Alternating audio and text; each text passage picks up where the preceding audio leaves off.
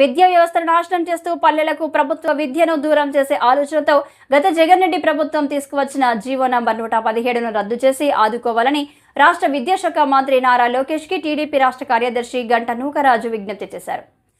Telugu Desam party జాతీయ ప్రధాన కార్యదర్శి నూతనంగా మంత్రివర్గంలో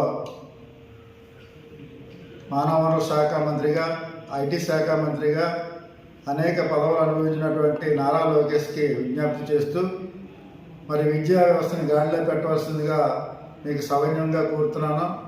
ఎందుకంటే 1, 2, 3 తరగతులన్నీ కూడా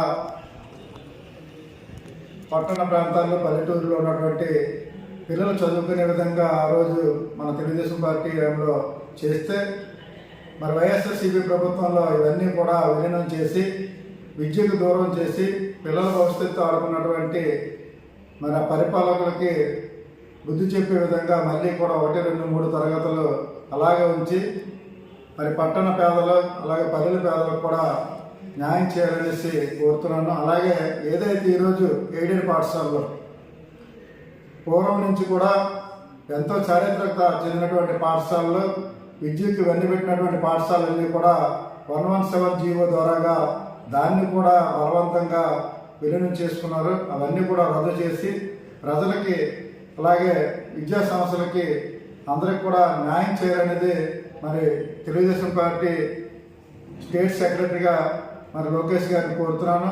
తక్షణమే 117 జీవో రద్దు చేయాలనేది వినయపూర్వకంగా కోరుతున్నాను.